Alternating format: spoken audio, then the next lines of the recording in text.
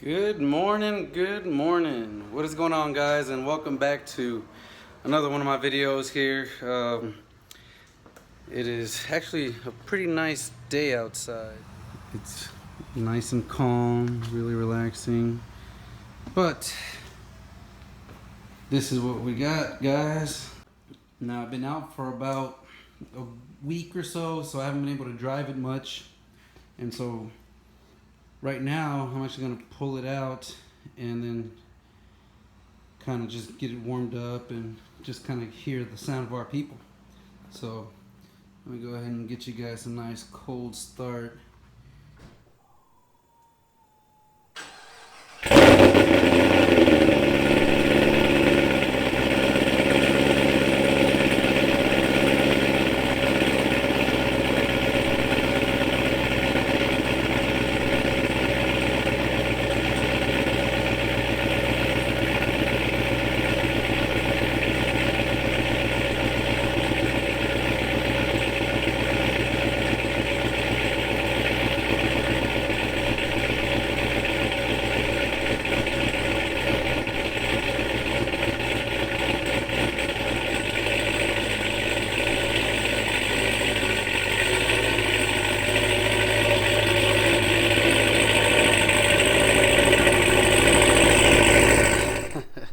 So that sounds fucking amazing, right?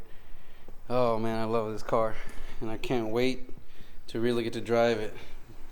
But unfortunately, there's still some issues with it. And I'll go over those in a little bit. But the biggest one is this, guys.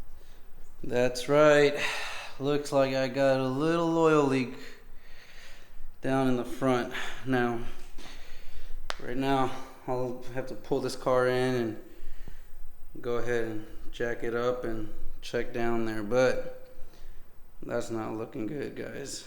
That is not looking good. So what I'm going to do now is I'm going to go ahead and pull it back in. I don't want to drive it or do anything until I kind of can see what's going on. I'll let you guys know, but oof, look at that. Look at how awesome that intercooler looks. But anyways, let me go ahead and get this thing pulled in and we'll jack it up and see what it does. See what we can find.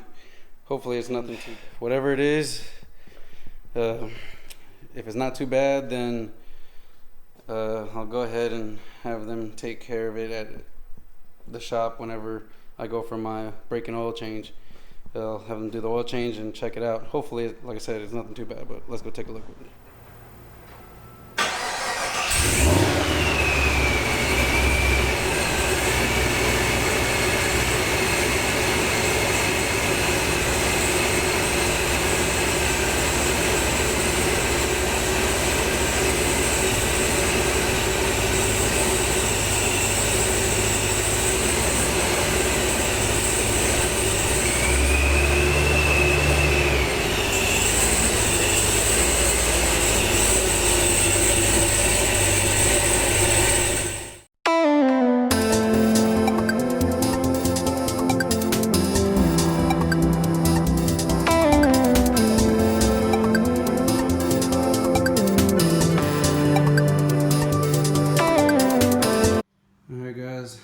We got the car all jacked up, so now let's go hopefully get under here, see what we can find.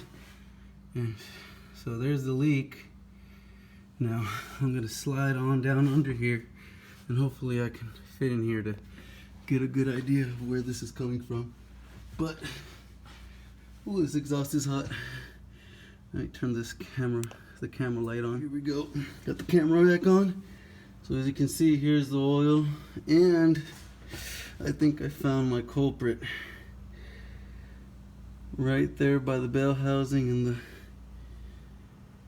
the oil pan. As you can see, all of that is drenched in a little bit of oil.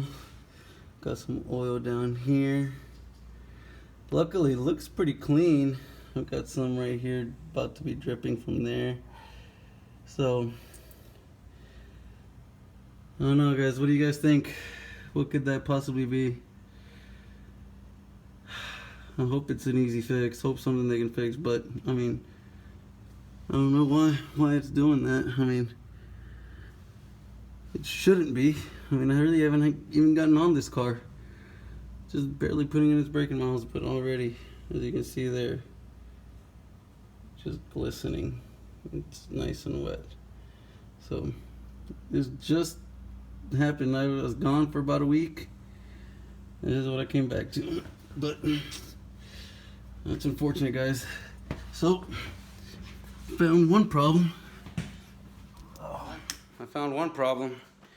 Seems like something in the rear there could be, I guess, maybe the rear main seal, but I'm not sure. Hopefully it's something really easy and something that they can change out at the shop, but looks like they might have to be pulling the bell housing out or something. I'm not sure, but that needs to get fixed. That needs to get addressed.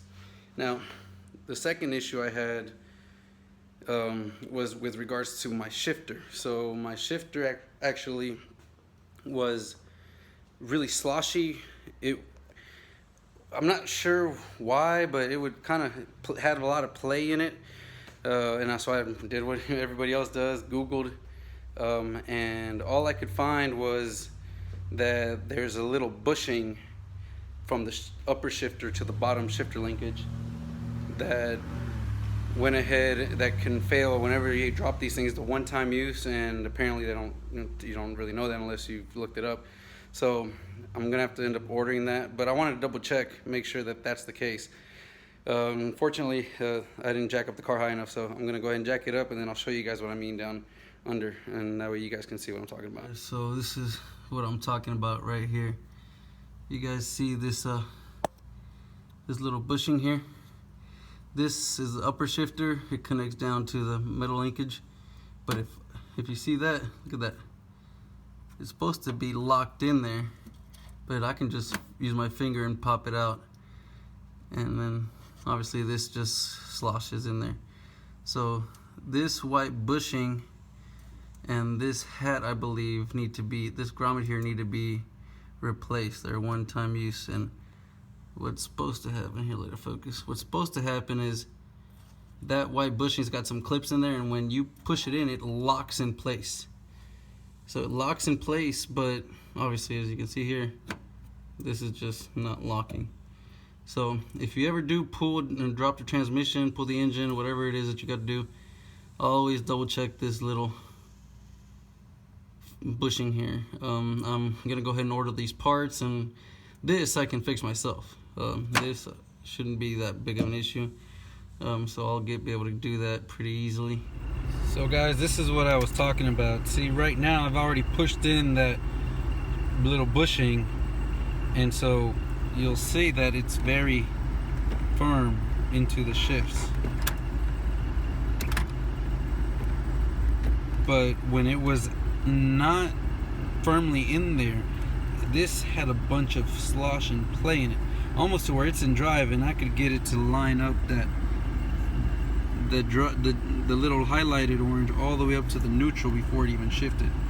That, I believe, must have been when that bushing was very far apart and just barely on the edge and kind of twisting, maybe, so it could kind of twist in and just let you, but if I did it firmly enough, it would get into the gear. And luckily, like I said, I didn't get stuck anywhere, because that would have been really, really bad. I would have been freaking out and not know what was going on, but it was a pretty easy fix, and I just got to get that clip and get that fixed and turned around and replaced so that it retains and holds itself in place, and we don't have any worries of that getting disassembled.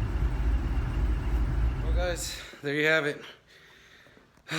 Just keep getting problem after problem, but luckily some of these are very, very minor. I mean, the shifter linkage, that seems like a very easy fix. Just go ahead and order these parts from the dealership and go right in there and fix them. That's not an issue. The oil leaking in the rear main seal, that's a little bit more of something that worries me, but I know the guys down at Explicit Performance are going to do a great job helping me. They're going to do their best to check it out and get this thing running 100, because I'm ready to get this thing on the dyno. I really want to be able to push it and really get to see how fast it can go. I know it's got a lot of power and a lot of potential, so I'm excited. I'm want to get this done, and I want to get it done as soon as possible, especially to show you guys. So comment down below, what do you think is the problem with the car? Is it a rear main seal? Maybe a bad gasket around the oil pan? I really don't know. I hope it's something simple, something that can be replaced, something that shouldn't take too long, because I want to be able to get this car on the dyno this month. I'm excited, I'm ready. Car's got about 420 miles. I haven't even really been able to get on it, which is really driving me crazy, because it's an amazing car and I can feel the power just in the little bit of gas that I do give it. So it's exciting, it's really fun, and I'm just anxious. I'm very anxious. I'm really anxious to show you guys. Now, one thing that I was thinking, well, maybe my catch can's not big enough. Maybe I'm not getting enough crankcase pressure out. But then I remembered that I'm using a Mighty Mouse catch can, and it's actually not just any Mighty Mouse catch can. It's their Wild option. I actually made that one and pieced it together myself before he even actually created his Wild kit. So it's got the Holley valve covers. I've got the Holley 10AN valve cover oil fill adapter with a 10AN line. I've got 10AN line running right into the catch can, and obviously the Mighty Mouse catch cans have a breather, and they've got the PCV system and all that already integrated. So I did think ahead on that, and I made the purchase. Those things aren't cheap, but I knew that this car was going to be making quite a bit of power, and that catch can is rated to 1,000 horsepower. It's got a 10AN line. Definitely should flow more than enough. If you guys have ever seen the Mighty Mouse catch can test, or the acid test, whatever they call it, in those videos he shows what the difference of a 10AN line is and how it can definitely relieve crankcase pressure. So I don't believe that even just the partial light throttles that I've given it, that I would have blown the rear main seal out. The car has seen a little bit of boost. It's seen about 4 psi at about 40% throttle, so not even really under full load. So it's seen a little bit of boost, but that catch can more than suffice for that amount of boost, let alone even more than that.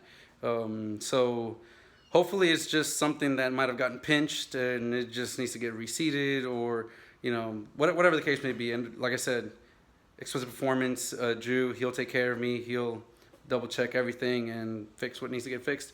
I trust him, and so I'll be giving him a call and letting him know here shortly. And hopefully my schedule doesn't really work too well. I work till about 5, and that's when they're closed, but I'll be dropping this thing off and having to do the oil change and doing the inspection down there and checking to make sure that whatever's back there's nothing wrong with it. But other than that, that's what I got, guys. Little by little, I'll go ahead and fix that shifter linkage to make sure that that thing doesn't pop out, because surprisingly I've seen in the forums things happen. There's times that they'll go and pop it into first or second, and obviously the shifter moves over, and that'll just pop out the thing, and you have no control at that point. So you can't even shift gears. And I've seen one guy stated that he had to like pull over the side of the road and use zip ties just to get home. So luckily this didn't strand me. That bushing must have, like I said, I've been really babying it. I'm just slowly putting it into gear and out. So it's been just doing its thing, but obviously we want to get everything fixed and get everything running right. So once I get the parts in, I'll order those parts tomorrow, and once they get in here, I'll go ahead and replace that, and then over the weekend hopefully, and then drop off the car on Monday so that they can do the oil change, inspect the oil, make sure everything's good with the motor, and also check the rear main seal where it's leaking, or where the rear, right by the bell housing where it's leaking. Hopefully it's not the rear main seal, hopefully it didn't get blown out, and whatever it is, and again, like I said, we'll take care of it. That way I can get this thing on the dyno. If I can get all that taken care of by sometime next week, in about 2 weeks, hopefully I'll get this thing on the dyno, and then we'll see what she can really make. Again, like I said, I'm excited, I'm ready for it, and I really just want to be able to feel the power. That's what I'm excited for. So anyways, guys, that was my quick little update on the car. Again, still having issues, but luckily they're things that we can take care of, and hopefully things aren't more severe than we think. So until next time, guys, hope you guys stay well and have a good one. Enjoy, you know, the rest of the YouTube videos and stuff, and hopefully you guys come back and check out my latest videos.